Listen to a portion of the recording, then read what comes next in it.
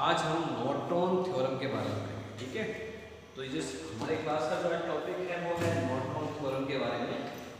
अब Norton theorem होती क्या है, देखिए नॉर्टन थ्योरम में क्या होता है, किसी भी कॉम्प्लेक्स नेटवर्क, नॉर्टन थ्योरम मतलब क्या है कि किसी भी कॉम्प्लेक्स नेटवर्क, मैं इसको एक बार डिक्टेट कर देता हूँ, in any complex network having more number of elements, it can be replaced by a single equivalent circuit consisting of equivalent current source in parallel with equivalent resistance।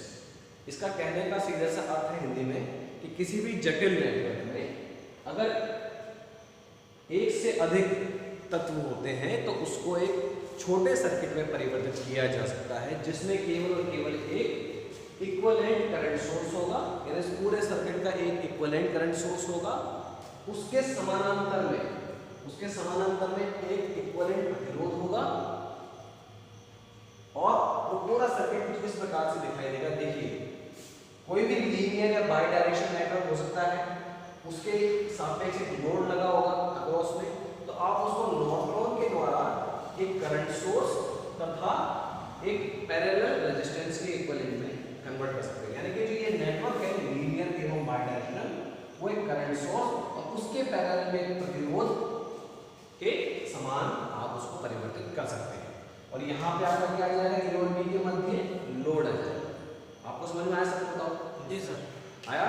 कहने का सीधा सा अर्थ क्या है कि आप क्या करेंगे, सर्किट लेंगे, वहां से लोड को क्या करेंगे, हटाएंगे, हटा के पहले तो आप उसका क्या निकालेंगे, इक्विवेलेंट रेजिस्टेंस, जिसे हम आरटीएच कहते हैं। अगर हम थेवेनिन थ्योरम की बात करें तो वहां भी हमने ऐसे आरटीएच निकाला था भाई, लोड प्रतिरोध को हटा देते हैं और सभी सोर्सेज को हम क्या कर देते हैं, डीएक्टिवेट कर देते हैं, यानी कि उनके आंतरिक प्रतिरोध से हम क्या कर देते हैं, उन्हें रिप्लेस कर देते हैं और हमारा आरटीएच निकल जाता है। तो ये आरएन इसलिए बोला क्योंकि नॉर्टन थ्योरम की बात कर रहे हैं। अगर थेवेनिन थ्योरम में और नॉर्टन थ्योरम में दोनों प्रतिरोध सेम है, जो इक्विवेलेंट प्रतिरोध है ना, आरएन या आरटीएच दोनों समान है, ठीक है। दोनों का प्रोसीजर वही है जो थेवेनिन थ्योरम में हमने आरटीएच निकालने के लिए किया था, वही आरएन, इसलिए इसको आरएन भी कहा जाता है या आरटीएच भी कहा जाता है। आरटीएच तो आपका थेवेनिन प्रतिरोध है क्योंकि वो थेवेनिन थ्योरम की बात की जा रही थी जब, और आरएन क्या है यहाँ पे, नॉर्टन प्रतिरोध है, पर प्रोसीजर दोनों का समान है। मैं प्रोसीजर वापस एक बार रिपीट कराऊंगा।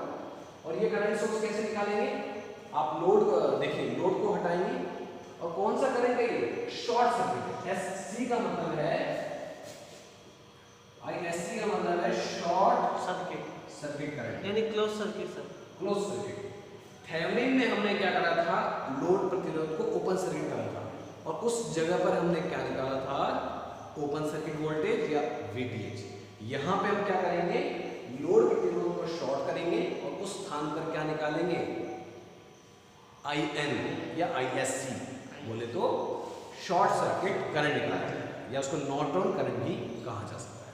तो सामान्य सी परिभाषा इसके कथन क्या कहता है इसका, कि किसी भी जटिल नेटवर्क में अगर एक से अधिक तत्व हो तो उस सर्किट को एक साधारण या सिंपल सर्किट में परिवर्तित किया जा सकता है, जिसमें एक इक्विवेलेंट करंट सोर्स होगा तथा उसके पैरेलल में इक्विवेलेंट प्रतिरोध होगा। समझ में आ गई बात को? तो नॉर्टन और थेवेनिन एक जैसी हैं। थेवेनिन भी क्या है भाई, जटिल सर्किट को छोटे सर्किट में परिवर्तित करता है, वहां पर वोल्टेज सोर्स होता है, उसके सीरीज में एक आरटीएच रेजिस्टेंस होता है, तो वोल्टेज सोर्स भी इक्विवेलेंट वोल्टेज सोर्स है और वो आरटीएच का इक्विवेलेंट प्रतिरोध है। यहाँ पर क्या हो गया, करंट सोर्स आने की वजह से वो रेजिस्टेंस किस मान जाएगा, पैरेलल मान जाएगा, इतनी सी बात है, ठीक है। तो नॉर्टन और थेवेनिन एक दूसरे के क्या है, ऐसे देखा जाए ट्रांसफॉर्म करा जा सकता है। अगर आपके पास थेवेनिन इक्विवेलेंट सर्किट है तो आप उससे नॉर्टन इक्विवेलेंट सर्किट भी बना सकते हैं। मैंने बताया था आपको, सोर्स ट्रांसफॉर्मेशन करते हैं ना, जब वोल्टेज सोर्स के सीरीज में लगा रेजिस्टेंस, तो उसको आप एक करंट सोर्स और एक पैरेलल प्रतिरोध में परिवर्तित कर सकते हैं। समझ रहे हो आपको? अभी ये भी करके बताएंगे। तो अब इसके स्टेप्स क्या होंगे, देखो सिंपल से इसके स्टेप्स हैं, यही मैं आपको वर्णन कर देता हूँ। देखो सबसे पहले क्या होगा,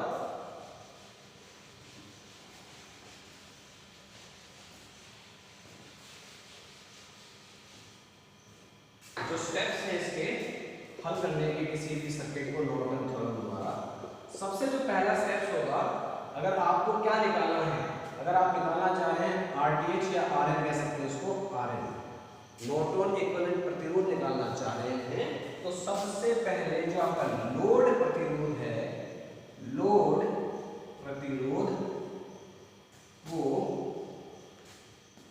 ओपन करना है आपको वहां से, या आपको हटाना है। ठीक है, ओपन करना है या हटाना है। ठीक है, तथा सभी सोर्सेस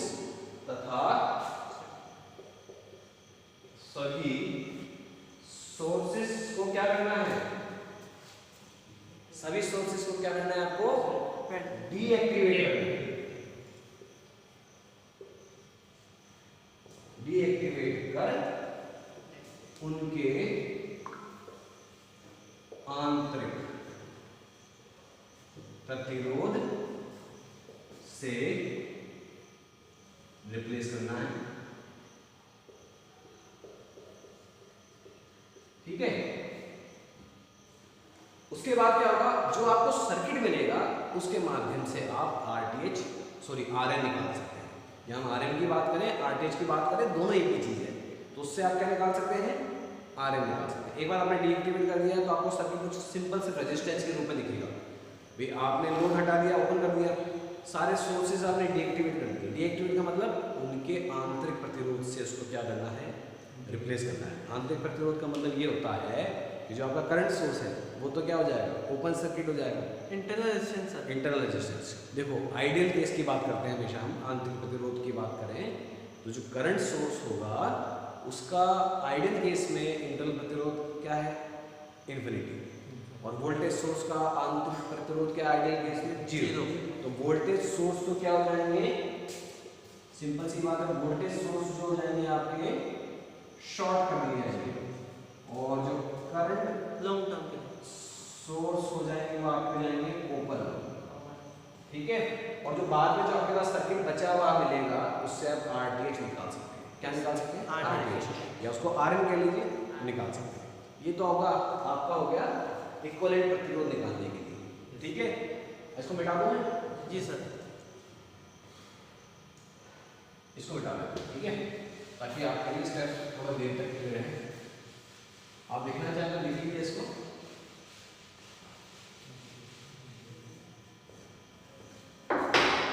दूसरी स्टेप आईएससी या शॉर्ट सर्किट करंट निकालना। ठीक है, उसके लिए क्या करना पड़ेगा आपको, जो आपका लोड प्रतिरोध आरएल है, आरएल को क्या करना, आरएल को शॉर्ट करना पड़ेगा। सबसे पहली बात, जो आपका सर्किट है दिया हुआ उसमें आपको लोड प्रतिरोध को क्या करना पड़ेगा, शॉर्ट करना पड़ेगा, और उस स्थान पर या जहां पर आरएल लगा हुआ था उस जगह आपको शॉर्ट सर्किट धारा ज्ञात करनी पड़ेगी। अभी तक हमने जो किए गए केसीएल मैश एनालिसिस या नोडल एनालिसिस पढ़ा है, उन सब का उपयोग करते हुए आपको क्या करना पड़ेगा, शॉर्ट सर्किट धारा ज्ञात करना पड़ेगा। ठीक है, उस स्थान पर आपको आईएससी ज्ञात करना पड़ेगा। ये दो स्टेप्स हैं सामान्य रूप से, ये जब हम एक न्यूमेरिकल करेंगे अभी तो उससे ज़्यादा आसानी से क्लियर हो जाएगा। तो ये दो स्टेप्स हैं। सबसे पहला आरटीएच निकालने के लिए आपको क्या करना है, लोड को ओपन कर देना है तथा सभी सोर्सेज को क्या कर देना है, डीएक्टिवेट। वोल्टेज सोर्स को शॉर्ट कर दीजिए, करंट सोर्स को ओपन कर दीजिए। जो बचा हुआ सर्किट है उसमें आपको पैरेलल और सीरीज प्रकार के रेजिस्टेंस मिलेंगे, उन्हें हल कीजिए। जहाँ पे लोड लगा हुआ था उन दो बिंदुओं के मध्य आपको आरटीएच या आरएन मिल जाएगा। दूसरी बात, आईएससी निकालने के लिए लोड को आपको क्या करना पड़ेगा, लोड को आपको वहाँ पे शॉर्ट करना पड़ेगा, और उस जगह पर आप क्या ज्ञात करेंगे, शॉर्ट सर्किट धारा ज्ञात करेंगे, आईएससी। ठीक है, सामान्य सर्किट एनालिसिस टेक्निक के द्वारा। तो एक क्वेश्चन ले लेते हैं।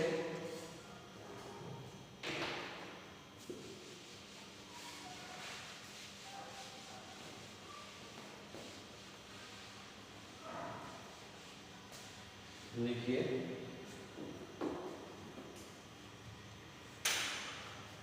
नीचे दिए गए परिपथ में एक क्वेश्चन है जो नोटों के बीच है कि नीचे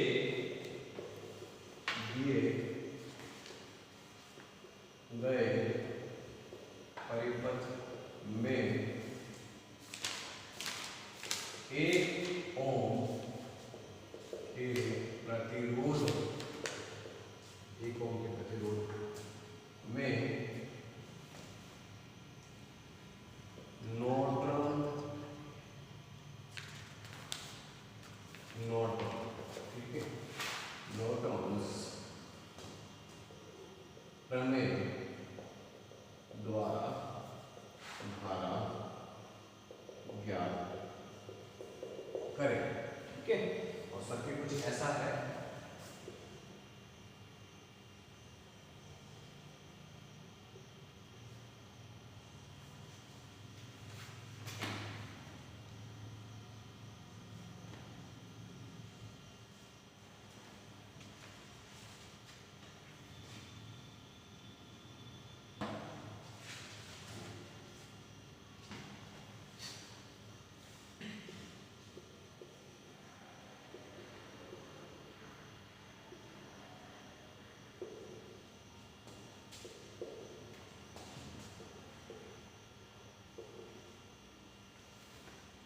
ठीक है, आपको सर्किट विजिबल है।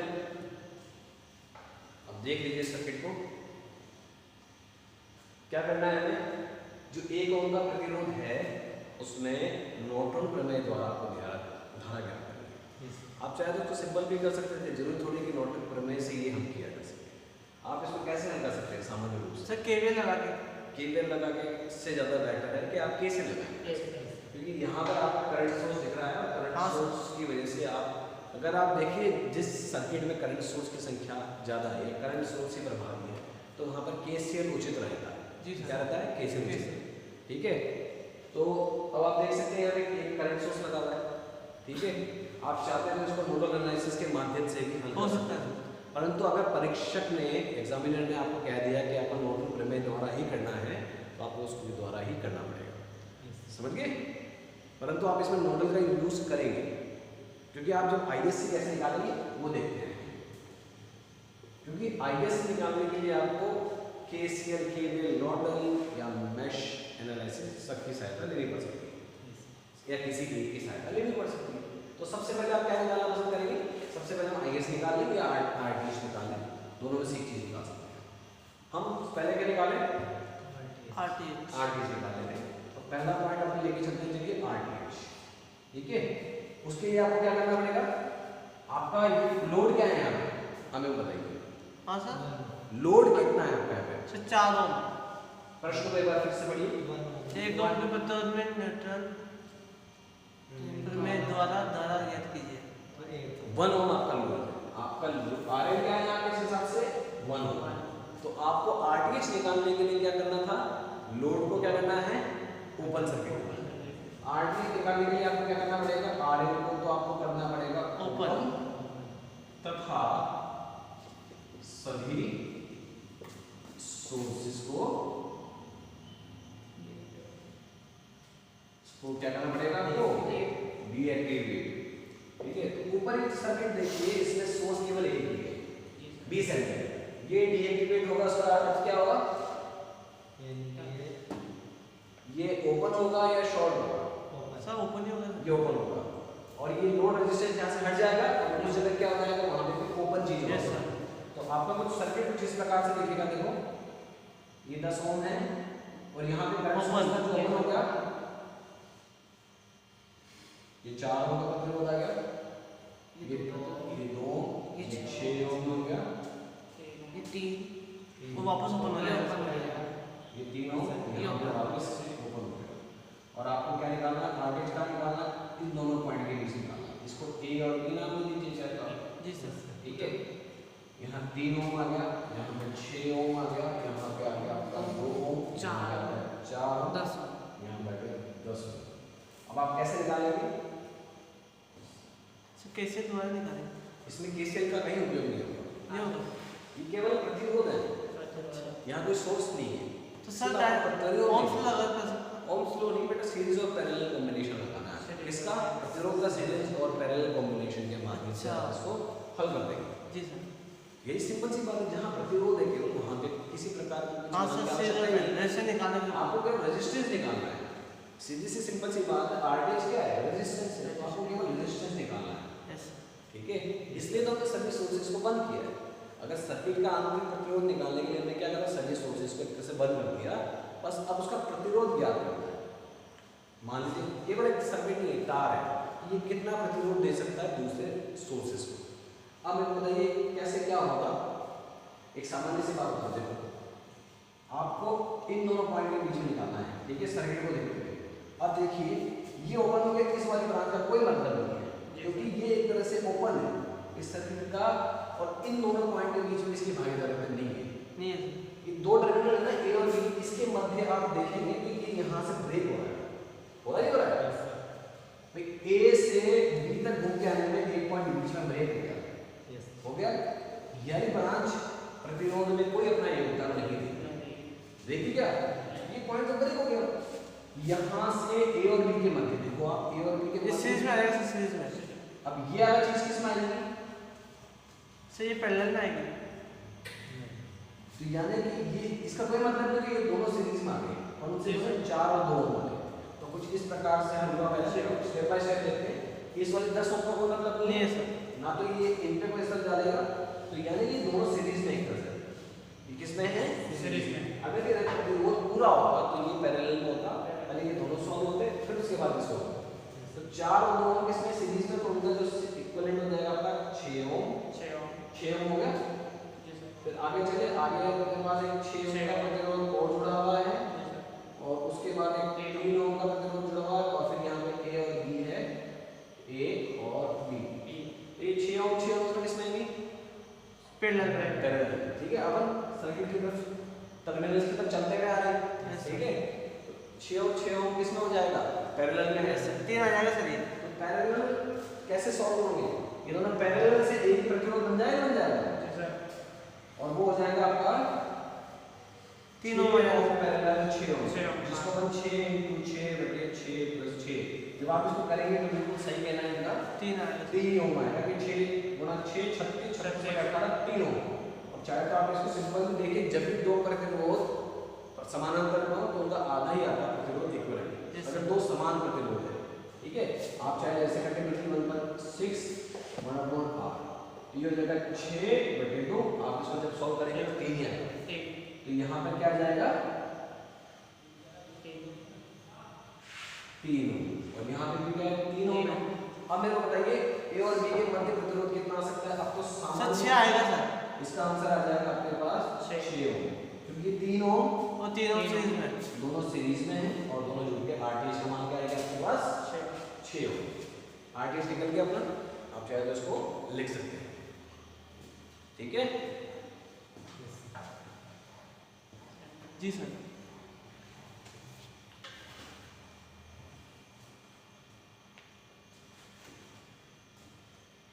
अब इसके बाद हम आईएससी करेंगे।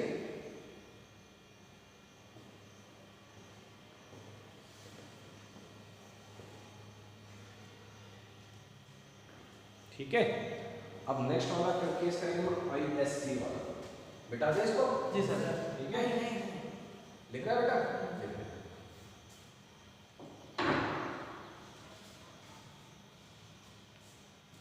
ठीक है, लिख ले जल्दी से, कोई बात नहीं। तो इस प्रकार से आप देखिएगा कि जो ये आपको भ्रमित कर सकते हैं, इनसे भ्रमित आप देखो 2 टर्मिनल है यहाँ देखो आराम से, 2 टर्मिनल है, दोनों को घुमा के देखोगे भाई रेजिस्टेंस ब्रेक तो होना नहीं चाहिए ना, क्या प्रतिरोध ब्रेक होना चाहिए? नहीं सर, नहीं होना चाहिए, ये तो ब्रेक हो गया। ठीक है, तो ये इसका पार्ट नहीं होगा। वैसे अगर कोई ब्रांच बीच में ब्रेक हो जाती है तो उसको भी लेते, जैसे मान लीजिए ये तो कंप्लीट है, ये ब्रेक हो जाती है तो इसको लेते नहीं है, लेते क्या इसको? नहीं लेते। फिर आपका क्या होता है 2 और 10 12 के साथ 6 का चलता है। आई बात समझ में? तो ये आप क्या प्रैक्टिस से ही आप इसको कवर कर सकते हैं। अब आगे बढ़ते हैं आईएससी की तरफ। ठीक है, आपने नोट कर लिया? हाँ।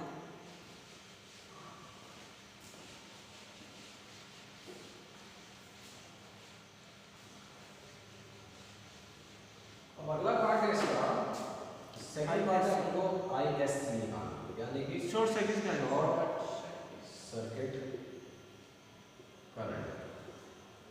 ठीक है, शॉर्ट सर्किट, उसके लिए आपको क्या करना पड़ेगा? ये आपका लोड है, इसको क्या करना पड़ेगा? ओपन करना पड़ेगा, नहीं, शॉर्ट करना पड़ेगा। शॉर्ट करना पड़ेगा। आप निकाल के हाँ सर, शॉर्ट शॉर्ट लोड को आपको क्या करना पड़ेगा? शॉर्ट। तो ये हम इसको शॉर्ट करते हैं यहाँ से, ठीक है, यानी कि आपको यानी धारा क्या कर दिया? आईएससी निकालना। Yes sir. क्या कहा कहते हैं आईएससी। अब तो सर कैसे लगा सकते हैं बोले? बिल्कुल लगा सकते हैं आप। इसमें नोडल एनालिसिस के द्वारा इसको हल कर सकते हैं। ये नोडल एनालिसिस के द्वारा हल हो जाएगा।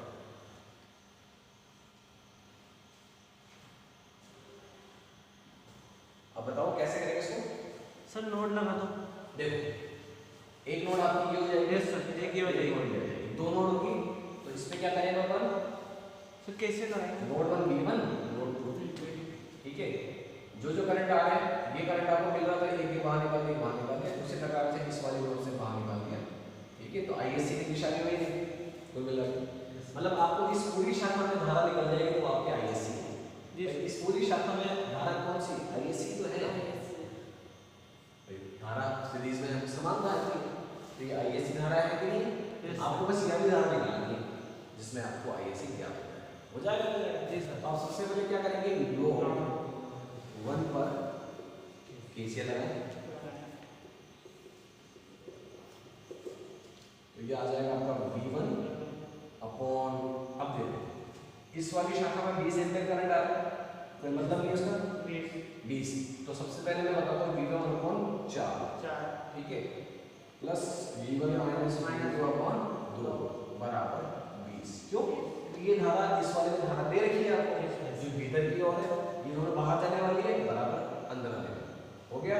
इसको जब सॉल्व करेंगे तो 4 तो ऐसे हो जाएगा 2, सॉरी V1 आ जाएगा प्लस 2V1 माइनस 2V2 बराबर 20 और ये हो जाएगा आपका 3V1 माइनस 2V2 बराबर 80। Yes sir. ये पहली इक्वेशन हो जाएगी आपकी। Yes sir. ठीक है, उसी प्रकार से नोड 2 पर केसीएल लगाने पर, ठीक है, उसी प्रकार से नोड 2 पर केसीएल लगाने पर sir V2 minus V1 upon 2। बिल्कुल सही, V2 माइनस V1 अपॉन 2, उसके बाद V2 अपॉन 6। ठीक है। Yes sir. राजवंश देख रहा है, ध्यान रखना, ठीक है, कॉपी में बात लिखिए। और इधर आ जाएगा V2 अपॉन 3। सही है कि नहीं बताओ? Yes sir. इधर बालकृष्ण सही है? Yes sir. सही लिखा ना मैंने? चारों को समझा रहा है यहाँ तक आ गया। अब इसको आपको सीधी सी बात है, इसका आंसर क्या होगा? 6 है तो यहाँ पे 3V2 माइनस 3V1। बिल्कुल सही। फिर यहाँ पे V2 2V2 2V2 बराबर जी 6 को आप ट्रांसफर कर दीजिए उधर, 0 से गुणा होते 0 हो जाएगा। अब इसमें देख लीजिए माइनस आपका 3V1 और सर 6V2 आएगा सर। 6V2 3 तो माइनस बिल्कुल सही 6V2 ये होगा कि नहीं होगा? जी सर। होगा ना? Yes sir. तो ये आपके पास इक्वेशन नंबर 2 है। अब इसको हल करते हैं। चलो सीधी सी बात है कि इससे हल हो जाएगा ये, आपको कुछ करने की जरूरत नहीं है। आप क्या कर सकते हैं? इनको डायरेक्ट आप लिखेंगे इक्वेशन 1 और 2 लिखते हैं सर। वो एलिमिनेशन मेथड कैसे लिखेंगे? इक्वेशन 3V1 2V2 बराबर 80 और माइनस 3V1 प्लस 6V2 बराबर 0। अब आप क्या कर सकते हैं? सिंपल सी बात है, देखो इसमें ये दोनों बराबर क्वांटिटी है। यस सर, कट जाएगा। दोनों को जोड़ दीजिए, जोड़ने से ये तो कैंसिल हो जाएगा। ये इक्वेशन 1 है आपकी और इक्वेशन 2 है। इक्वेशन 1 और इक्वेशन 2 को जोड़ देंगे, ये V1 वाली टर्म खत्म हो गई, यहाँ पे आ जाएगा और V2 और 80। तो V2 का मान कितना आ जाएगा? 20/4 हमें निकालना ही V2 था 20 वोल्ट, क्योंकि निकालना V2 इसलिए था क्योंकि हमें ISC ज्ञात करना है। Yes sir. ठीक है, यहाँ तक पहुँच गए तो यहाँ तक आप उतार लीजिए।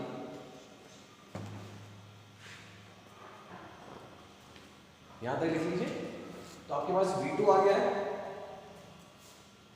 अब इसके माध्यम से हम ISC ज्ञात कर सकते हैं। कैसे ज्ञात करेंगे? आपको ISC कहाँ है बताइए? सही सर, लास्ट ISC आपका इस वाले में शाखा। Yes sir. ISC का मान क्या है आपका? बताइए ISC इक्वल्स टू, बताइए V अपॉन R आएगा sir. V upon R V2 upon R। V2 upon R की वैल्यू क्या है? अब 1 है सर, V R की वैल्यू 4 आएगी सर, वैसे तो 20 नहीं, ढंग से देखिए एक बार। आप केसीएल की बात कर रहे हैं, नोट को भूल जाओ। सिंपल केसीएल सर्किट है, ISC प्रोवाइड हो रहा पूरी शाखा में, ठीक है, अब बताओ।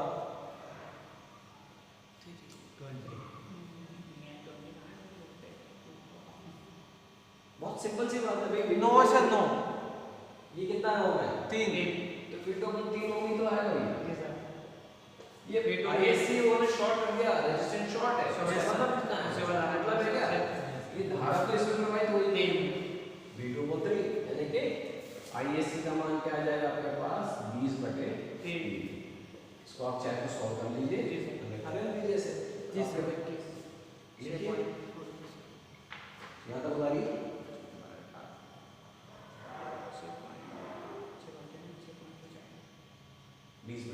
ठीक है, ये आ गया आपके पास। जी सर। ये आपने नोट डाउन कर लिया। Yes sir. अब अपना अंतिम चरण क्या कहता है कि नीचे दिए गए परिपथ में यहाँ पे 1 ओम का प्रतिरोध था अपना, यस सर। उसमें नॉर्टन प्रमेय द्वारा क्या करें। तो नॉर्टन प्रमेय के आपने दो भाग कर लिए, एक तो RTH निकाल लिया यानी कि RN निकाल लिया और ISM निकाल लिया।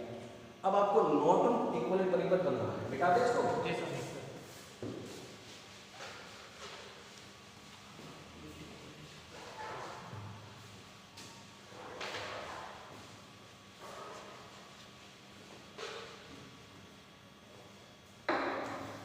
तो अतः अब आपका नॉर्टन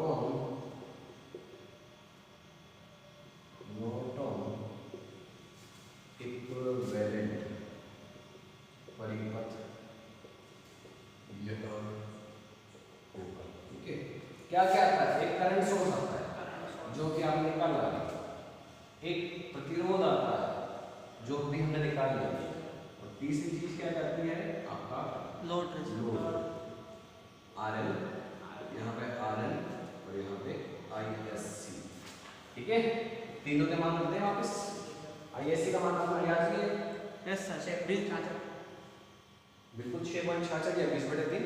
आप उसको डायरेक्ट भी रख सकते हैं, अन्यथा नहीं तो आप उसको सॉल्व करके रख सकते हैं। तो RL की वैल्यू कितनी है? 6 ओम है, और RL की वैल्यू कितनी है? 3 1 ओम। 1 ओम। अच्छा हाँ सर। 1 ओम है बेटा, 1 ओम, और ये आपका 20/3। अब आपको निकालना क्या है? 1 ओम में सर। 1 ओम में धारा का मान निकालना है। ठीक है, यहाँ तक पहुँच गए। Yes sir. अब इसको कैसे निकालें? केसीएल द्वारा।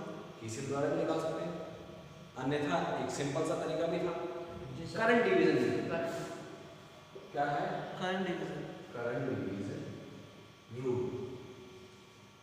करंट डिवीजन रूल क्या कहता है? जब दो प्रतिरोध की शाखाएं समानांतर में और उनके समानांतर में करंट सोर्स टकरा हो, तो दोनों ही शाखाओं में धारा किस प्रकार से ज्ञात की जा सकती है। ठीक है, मान लीजिए RN R2 है, वो कैसे ज्ञात करेंगे? देखो, जैसे मान लीजिए इसको अपन अभी नाम दे सकते हैं R1 और इसका नाम दीजिए R2, या आपका करंट सोर्स है I। जी सर। ठीक है, मैंने नामकरण चेंज करके थोड़ा सा करंट डिवीजन नियम को बताने के लिए। I है, R1 R2 पैरेलल में। ठीक है, तो मेरे को अगर किस में निकालनी है? R2 में धारा निकालनी है ना, उसको अपन नाम देंगे IR2, या कुछ भी आप नाम लीजिए, I2 नाम दे दीजिए, चाहे तो इसको नाम दीजिए I2 और इसको नाम दीजिए I1। तो I2 का मान क्या होगा? I2 का मान होगा आपका जो दूसरी ब्रांच है उसकी, वो तो आएगी आपकी ऊपर, और टोटल दोनों का प्रतिरोध का सम गुणा में आप कर देंगे डायरेक्टली टोटल कर देंगे। जी सर। ठीक है, और इसी प्रकार से अगर I1 निकालेंगे तो भी उल्टा हो जाएगा, ऊपर आ जाएगा उसकी विपरीत ब्रांच, R1 को 60 into I। और सेम चीज। तो अगर मैं इसको करता हूं तो R1 क्या है यहाँ पे? 6 ओम, और 6 प्लस 1 6 प्लस 1 20/3। वो आ जाएगा 6/7 into 20/3, जो आप सॉल्व करेंगे कितना आना चाहिए बताइए? सॉल्व करके बताइए इसको, यानी कि 40/7। जी सर। तो लोड और प्रतिरोध में धारा का मान क्या आ रहा है? 5.71 एम्पियर। कितना? 5.71 5.71 एम्पियर। चेक कर लेते हैं।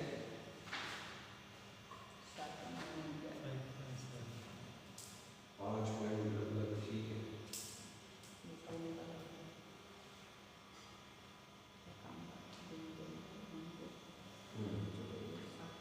5.71 बिल्कुल से 40/7 का मान। तो ये था आपका नॉर्टन थ्योरम पे एक तो उसकी पूरी क्या नाम से कथन, और उसका एक प्रॉब्लम जिसको मैं सॉल्व करा स्टेप बाय स्टेप। इसके द्वारा आप इस प्रोसेस के द्वारा किसी भी सर्किट को ओवरकम करने के द्वारा हल कर सकते हैं। जी सर। धन्यवाद।